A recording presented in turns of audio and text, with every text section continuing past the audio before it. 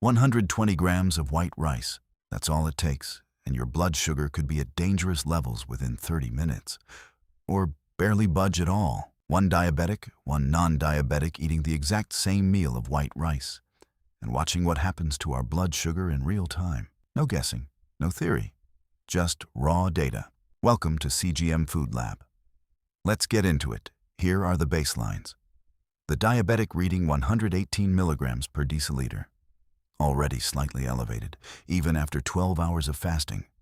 Our non-diabetic, coming in at 99 milligrams per deciliter, before either of them takes a single bite.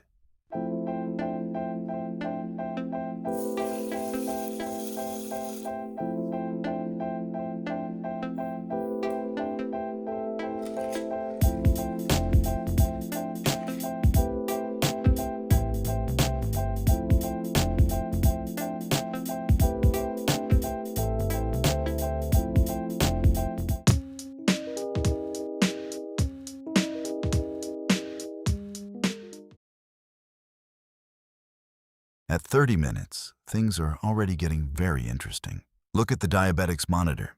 It's flashing 186 with an upward arrow, meaning it's still climbing. That's a 68-point jump from baseline in just half an hour. And notice that yellow background on the app? That's the CGM warning that glucose is running high. Now look at our non-diabetic. The app is showing green glucose in range at 115 milligrams per deciliter. That's a 16-point rise from their baseline, which is a natural response to carbohydrates. The body is handling it. At 60 minutes, our non-diabetic has risen to $137, still in the green band. The diabetic has come down from 186 to 156, still elevated, still well above normal post-meal range.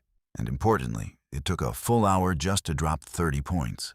At this point, our non-diabetic's blood sugar is stable. Our diabetic is still carrying over 55 points above their already elevated baseline.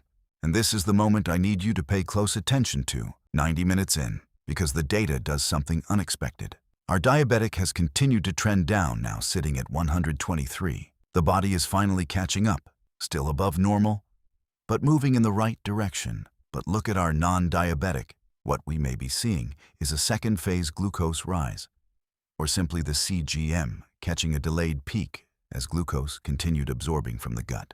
They're reading 148, higher than they were at 60 minutes. Now, before you panic, this isn't necessarily alarming for a non-diabetic. Every body processes carbohydrates on its own timeline, and 148 still falls within what many clinicians consider an acceptable post-meal range for a metabolically healthy person.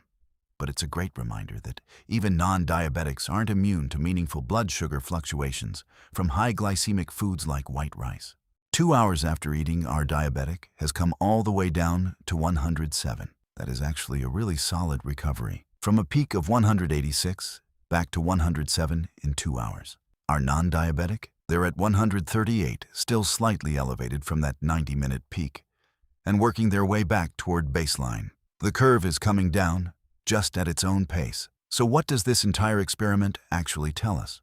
1. White rice creates a significantly larger and longer blood sugar spike in a diabetic than in a non-diabetic. The diabetic peaked 49 points higher, 186 versus 137, and took twice as long to recover. 2. Even non-diabetics experience real glucose fluctuations from white rice. 148 at 90 minutes is not nothing. This is why food pairing adding protein, fat, or fiber matters for everyone, not just diabetics. And 3, you can debate nutrition labels and glycemic index charts all day, but when you see your own blood sugar moving on a screen in real time, it changes how you think about every single meal. The glucose gap. White rice scored a glucose gap of plus 38 on our CGM Food Scoreboard. That sounds alarming until you compare it to what came before it. Oatmeal, the so-called healthy breakfast, scored plus 75. That means oatmeal hit diabetic blood sugar nearly twice as hard as white rice. Let that sink in. This is exactly why we built CGM Food Lab. Not to repeat what you've already heard, but to show you what the data actually says. One food at a time. Coming up next, we keep going down the scoreboard. Banana, bread, cereal. The results? Trust us, you are not prepared. Real bodies, real food, Real data. Drop it in the comments right now. We read every single one. And if this experiment taught you something today, hit that like button, subscribe, and share this with someone who needs to see it. These numbers could genuinely change the way someone you care about eats. I'll see you in the next experiment.